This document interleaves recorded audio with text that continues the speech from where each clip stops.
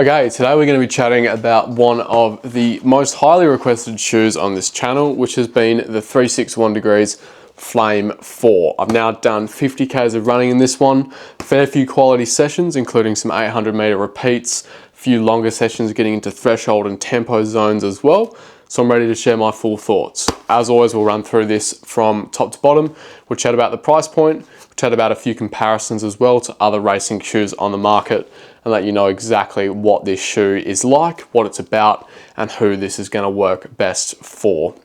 As always, we'll start off with some specs, which have, as always, been a little bit tricky to find with some of these Asian branded shoes. I have found some numbers suggesting that we have about 36 mil of foam in the heel, although I do believe that we could have a little bit more depending on which size they use as the sample and also whether or not they included the insole. I would say that this shoe does feel like a full stack racing shoe, probably closer to 38 mil if I had to make a bold guess. And they've got it listed as a 6mm drop, which I do think is accurate. Does feel just a slight bit lower than the other 8mm drop shoes that I've used, maybe a touch more foam up in the forefoot. In terms of the weight, in my men's size 10, EU 44, we're coming in at 220 grams, which is pretty much exactly standard for the kind of, I guess, average super shoe these days. Although with the release of shoes like the Fast Star 3, the Metaspeed Sky, and Edge, we are definitely trending lower. 220 grams though, these days is still definitely competitive. In terms of the midsole foam, we have what feels like a PEBA foam, a nylon based foam compound, which is a beaded foam, quite resilient, quite punchy. Definitely on the more, I guess, firm side of things, but definitely quite energetic, quite an immediate snapback. And then we have a carbon plate running through the midsole, which is very, very stiff and has a fair bit of sculpting to it as well. So kind of wraps up on the inside edge here and leaving a bit of a window and a fair bit of space underneath as well. Starting off with the upper of this shoe, it is quite simple, quite straightforward with this engineered mesh, very breathable, quite a nice feel on foot, actually wraps over the foot really well.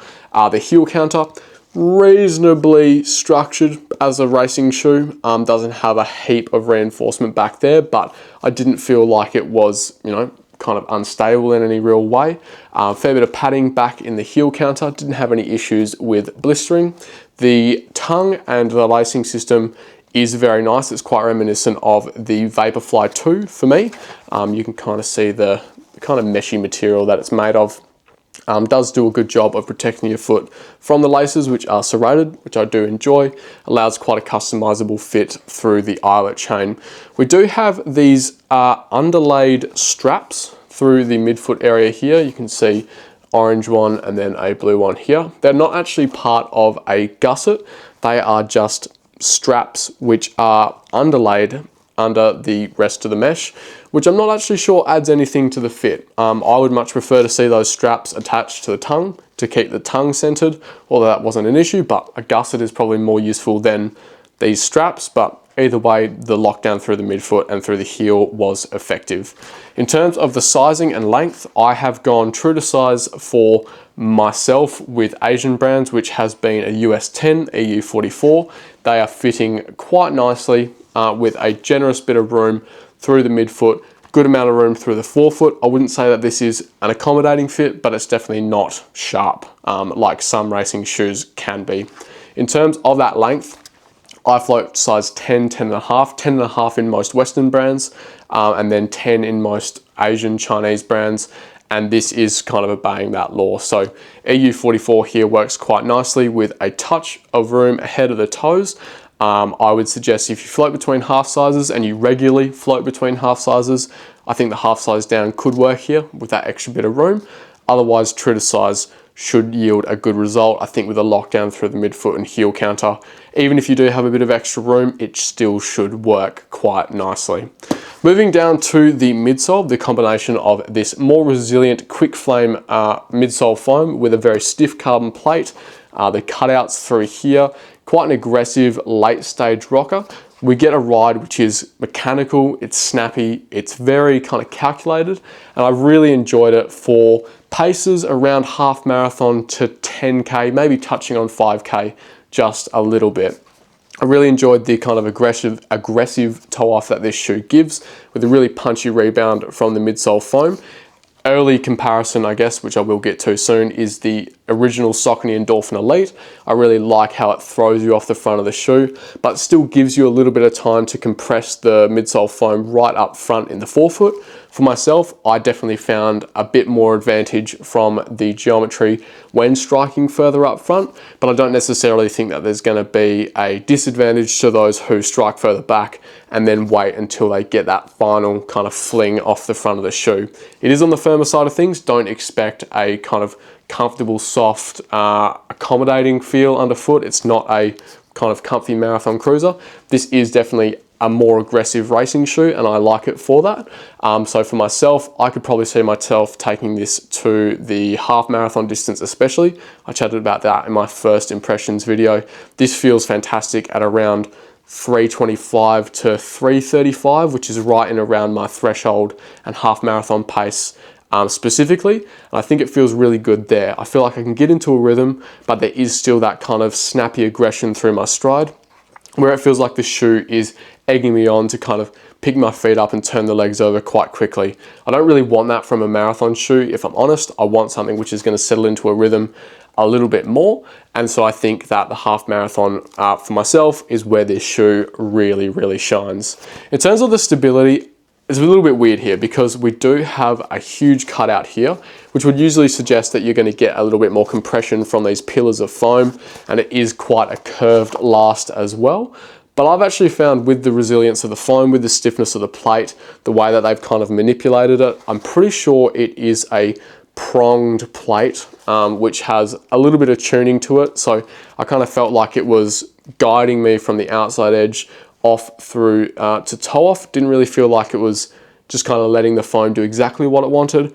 I actually felt like it was pretty stable. I'm not exactly going to be recommending this to, 4, 5, 6 hour marathoners. I just don't think it's going to be that comfortable with the firmness, with the aggression. But I think that if you are someone with, a moderate level of experience, you don't have any quick fatigue issues, or you can hold your form reasonably well across the course of a race, I think a shoe like this could be quite exciting, quite fun. But if you are looking for a more comfortable experience, you're someone who likes the SC Elite V4 or maybe the Endorphin Pro 4, then this shoe is probably not going to stack up with those preferences. I do think that this is definitely for someone who's definitely looking to chase the pace and is willing to sacrifice a little bit of underfoot comfort for that. I really, really enjoyed this shoe. I think that this is slotting into that kind of top tier of racing shoes as far as I'm concerned for the half marathon and even marathon. I think I could imagine myself taking this for the full race distance. I don't think it's keeping up quite yet with this new age of racing shoes, stuff like the Meta Speeds. Don't ask me about this, haven't worn it yet, but the Meta Speeds and the Fast R3 and then a few other hyperlight racing shoes. I don't think it's kind of ahead of its time yet.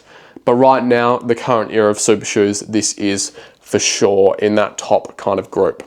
Moving down to the outsole, the foam that's actually touching the ground is covered completely by this quite aggressive rubber compound. I found the grip itself to be quite sticky, quite aggressive, maybe not fantastic on the wettest days. I did find on some textured footpaths slightly cobbled.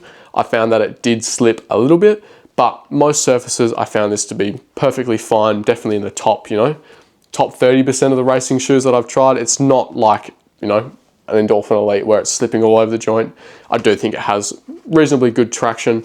And so far, after 50 Ks, I think the durability is going to be good. I am copping a little bit of damage to the plate, which is on me. I did wear this on a gravel road, and I think it's copped a few gum nuts, but overall, I think with the resilience of the foam and the thickness of the rubber, as well as how hard it is, I think you're going to get a good lifespan out of this shoe overall, which will add to the value. The only real complaint I have about this outsole, and I guess also the midsole, I forgot to talk about it before, is that it is quite a loud shoe in some circumstances. So in wet, when you're getting a little bit of slip underfoot, it is quite a loud noise that you hear as your foot kind of comes off the road, which is not ideal, kind of an alpha fly scratching sound on the road. And it also does have a pretty loud squeak to it once you get some moisture in between the plate and this bottom kind of chunk of foam. And as it's compressing and decompressing, you do get this kind of like quite audible squeak. So if you're someone who's sensitive to that and you get really annoyed by it, that is just something to watch out for. But yeah, overall, small price to pay for what I think is some really solid super shoe performance. Coming around to the price point, I've actually written down 3 different options here, which is a little bit unusual, but there are multiple different spots that you can pick up the 361 degrees Flame 4 at.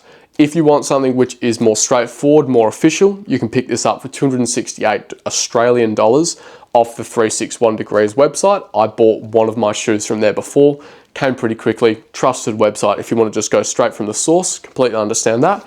268 bucks is fantastic value as it stands. It's pretty much cheaper than most speed trainers on the market right now, more than 100 bucks cheaper than what I would call the equivalent racing shoe from other Western brands, and it just gets better from there. If you want to buy off AliExpress, you can find it for $210. Again, going to come pretty quickly.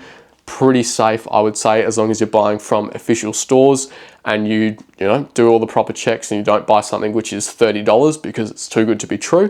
And then the final one is Taobao. If you're willing to go through the hassle of auto-translating and trying to navigate a Chinese website, you can pick this up for $140, which I think, in my opinion, is definitely worth the hassle. $140 for a racing shoe of this quality is pure insanity. That's fantastic. Makes it a very easy discussion when it comes to picking between this and other racing shoes on the market. Shoes like this just reward people who are willing to go out of their way, put in a little bit of extra work to search down some good sources. I'm really, really happy to see that there's options like this out there right now. Coming to a few comparisons, I have a couple written down. The first I think we should mention is the Flame 3, which I did also really enjoy. It was a lower stacked shoe, slightly softer foam, less of an aggressive rocker off the front of the shoe as well. So more flat, a little bit more, the word I keep thinking of is tangible. I felt like I could really feel the road and feel what the shoe was wanting me to do, whereas this kind of, I guess, dictates the way that I run a little bit more. So I really enjoyed the Flame 3 for short, snappy repeats, 200, 400. I think the 800 meter interval is where the two shoes would kind of switch over. I'd probably go for something like this for 800 above, just with a bit more protection, a bit more aggression off the front of the shoe. But the Flame 3, I felt was a little bit more nimble for some of those shorter, faster intervals, but definitely less race worthy in my opinion. So it was fun. It was definitely a great training shoe. But when it came to like a full-on race, there was probably shoes which I would go for, which are a little bit lighter, a little bit more aggressive. And so that's where I think the Flame 4 has gone through some improvements. I think it's gained that aggression, which is going to mean that it's a more competitive option to actually go and race a 10K half marathon in for a lot of people. In terms of the discounts, I'm not even going to try describe the differences in price. There's so many different sources. I think if you're looking for a training shoe, the Flame 3 could still be a really good option. I encourage you to watch my review on that. But if you're looking for a more full-blown racing shoe, the Flame 4, I think, is probably going to be the more solid, reliable option. Second one is the Metaspeed Edge Paris, which I've got just here. Also a fantastic racing shoe. A lot of similarities here in terms of the firmness of the foam, that kind of snappy, punchy feel, stiffness of the midsole, I guess the aggression as well. You're not getting a comfortable experience or a soft, comfortable experience out of either of these, in my opinion. And there's also that really quick snap off the front of the shoe. Both feel quite mechanical. I would say the Flame 4 is even more so. I feel like I can kind of sense the control that I'm getting from landing on the outside edge of the midfoot to then rolling, I guess, across to the big toe. Whereas I think the Metaspeed Edge is a little bit more simple, just feels a bit more, I guess, front and back. Whereas I can really feel the kind of control from the Flame 4 on all different angles. So between the two, the Metaspeed Edge is slightly lighter. I think it's about 20 grams lighter. I don't think that's a significant difference in a racing shoe, at least for people of our level or, you know, anyone else who's not really elite. I don't think you're going to notice 20 grams difference. Price difference, this is going to be on discount now, so a little bit trickier. I think the Metaspeed Edge is probably a little bit snappier for the 5 and 10K, whereas I think that the Flame 4 for the 10K and half marathon might have a little bit more protection, maybe a touch more sink in, and I think it is a bit more rhythmic in terms of the kind of geometry and the way that it settles into your stride. So I really like both of these shoes. Hard to pick between them. I would just probably say 5K, 10K versus 10K half marathon for myself. Then another one from a Chinese brand, we have the Fadian Ultra from Li-Ning. I think there's some strong similarities, again, in terms of that late stage booming rocker, the kind of punch that you get from the foam. I do think the upper is a little bit nicer on the Ultra. I really like this integrated booty tongue, and I think the fit is awesome. This does feel a little bit more protective. I could see myself taking this to the full marathon distance and then the half, whereas as I said, probably looking more 10K half marathon with the Flame 4. This is definitely a little bit more unstable, doesn't have as much surface area on the ground. I think if you're a strong heel striker, you might find that you get twisted around a little bit, whereas I think the Flame 4 with its kind of control, the plate shaping and everything else like that, I think is going to be a little bit more equipped to handle more foot strikes. Price-wise, I'm actually not quite sure what this is on Taobao, but here in Australia, this is 500 full price retail, which is crazy. So unless you're going to be finding them on discount, Flame 4 is going to be the better option for most people. But if you happen to find them for a somewhat similar price, I do think that this is probably better suited to those longer range efforts. Saucony Endorphin Elite was another one that I mentioned, mainly for its late stage rocker. Very, very similar feel here. If you weren't a fan of the update to the Elite 2 with the softness of the foam and the way that they've gone with that, I think the Flame 4 would be the most intuitive choice, in my opinion, to replace it and actually get that, you know, really nice snap off the front of the shoe, a little bit of a broader base up in the forefoot, that punchy foam. I think this would probably be an option if you wanted to consider replacing it. I think I do enjoy the Endorphin Elite's foam a little bit more. I think it's a little bit more punchy, a little bit more energetic, but I do think that the rocker on the Flame 4, again with that sculpting, I think is maybe a little bit more directed than the Endorphin Elite. Again, a little bit more front and back, whereas I can kind of feel that guidance from the outside edge through to toe off, which I do enjoy. Both great shoes. This could be a replacement for the Endorphin Elite. You can't really buy this anymore. So yeah, consider that if you were a fan of the original. Final comparison is to the 361 Degrees Furious Future, which is quite similar. Very hard to differentiate these two. Putting it into words, both have a firmer foam, both have a snappy feel, both have quite a quick toe off once you get up onto that forefoot section. Maybe a little bit late stage with the Flame 4 in comparison to the Furious, although they do both, toe off really, really quickly. Foam here maybe doesn't have quite the same snapback as the unbeaded Piba compound of the Furious. The uppers between the two, maybe a little bit more stripped down in the Furious. It's just pretty hard to differentiate between the two, honestly.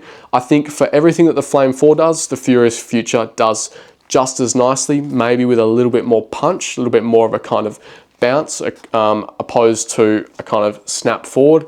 Very, very tricky to differentiate. I slightly prefer the Furious, I would say, which does still make sense. This is a more premium option in their lineup. Whether that's going to stay the same with the Furious Future 2, I'm not sure. But yeah, for a slightly more budget model, I think the Flame 4 is competing really well, but I do still think that hierarchy kind of works, even if there is a fair bit of overlap. So yeah, tricky to differentiate there. So bringing that all together, the 361 Degrees Flame 4 has got to be one of the better racing shoes that I've tried this year. Definitely sitting in the top tier, aggressive, punchy, late stage rocker. Really, really enjoyed it. Only small complaint is the noise from the squeaking of the window and maybe a little bit of a, I guess, loud outsole as well. But overall, for the price point of anywhere from $268 down to $140, depending on where you buy it from, there's not really a whole lot of complaints to be had. I think this is a high quality product. I think this is as good as the Western brands, just continues to demonstrate how well Chinese brands are performing on the current marketplace. If you're looking for an aggressive racing shoe with some punch, with some nice kind of controlled geometries to it, the Flame 4 could be right up your street.